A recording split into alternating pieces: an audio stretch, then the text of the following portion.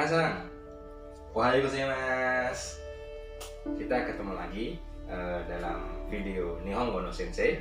Masih bersama saya, Andre Sensei. Nah, kali ini kita akan bahas tentang motivasi. Ada teman yang tanya kemarin di Facebook soal kesuksesan.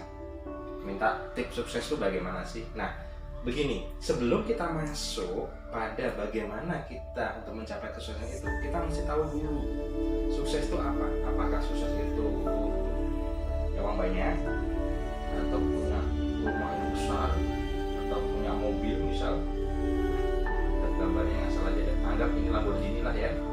Nah, apa nih parameternya kesuksesan itu kan? Banyak orang yang punya duit banyak atau rumah besar atau ini juga banyak. Akan tetapi, apakah yang dia miliki itu punya manfaat bagi orang lain di sekitarnya?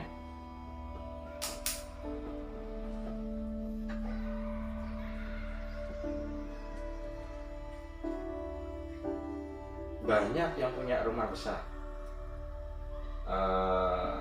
duit banyak, mobil bagus, tapi dari hasil korupsi. Apakah itu sukses? Nggak kan ya? Nah, yang saya gambar di sekeliling ini adalah bahwa kita itu hidup punya lingkungan. Jadi, yang dimaksud sukses itu adalah, kalau bagi saya, pengertiannya bagi saya ya, nah ini akan saya sharekan, siapa tahu nanti bisa dipakai oleh teman-teman. Bagi saya sukses itu adalah sejauh mana kita bersyukur dan berkontribusi. Kuncinya ada di kontribusi. Nah, ini kontribusi atau manfaat.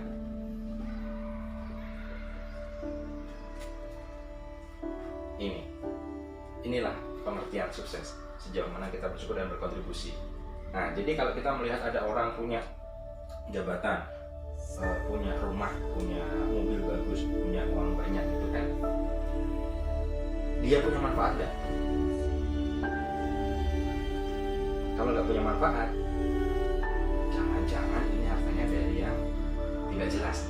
Nah, jadi kuncinya ada di kontribusi ke manfaat. Nah, Sensei adalah entrepreneur.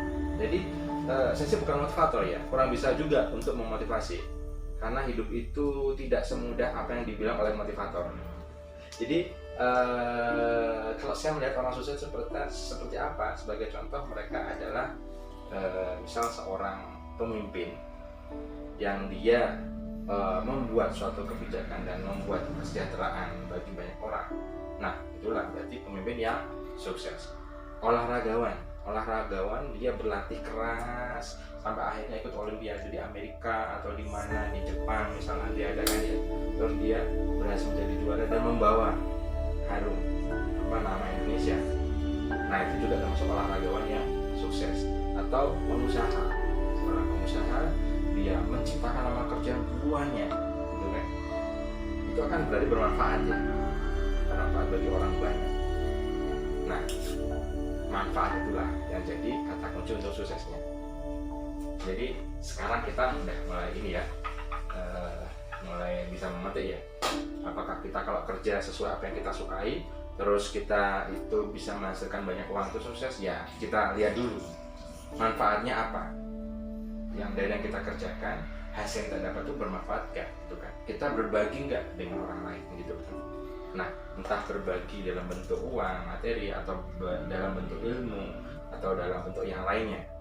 Intinya kontribusi. Jadi sukses itu sejauh mana kita bersyukur dan berkontribusi. Lalu bagaimana untuk mencapai ke sana? Bagaimana untuk mencapai sukses ini? Sementara kita sekarang di sini, uang nggak ada, pendidikan rendah, dan lain-lain. Tapi jangan salah, kita punya brain, punya otak yang kita maksimalkan dengan tidak harus bayar dulu. Ini yang saya alami dan banyak orang Jepang juga memakainya, yaitu dream atau cita-cita. Cita-cita kita apa? Dream kita apa? Oh, saya ingin negara saya dikenal sebagai negara yang bisa katakanlah orangnya ramah-ramah, terus perkebunannya maju, pertaniannya tanahnya subur dan lain-lain. Lalu kita belajar dengan rajin. Contoh misal katakanlah kayak Jerome gitu contohnya.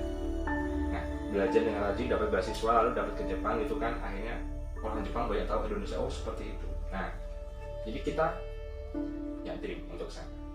Bagi saya ini yang termasuk sangat penting sekali, cita-cita, karena itu akan merespon, nah itu akan merangsang otak kita, merangsang badan kita untuk mencari jalan keluar gitu loh. Kita nanti melangkahnya bagaimana, seperti itu. Nah, ini satu hal dulu yang penting saya sampaikan mengenai cita-cita ini. Ya, itu tadi pengertiannya soal sukses. Berikutnya satu hal yang perlu kita miliki untuk mencapai ke sana. Nah, ini salah satunya. Masih ada banyak faktor lainnya, tapi di video kali ini saya sampaikan yang paling mendasar dulu. Dan untuk mempunyai hal itu, kita tidak dipungut biaya.